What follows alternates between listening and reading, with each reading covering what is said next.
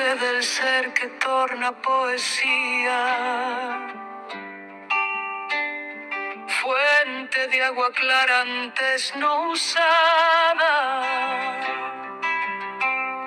llama que no puede quedar callada,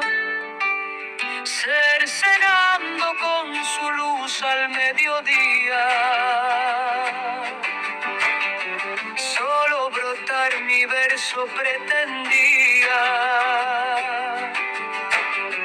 con una entraña de llorar gas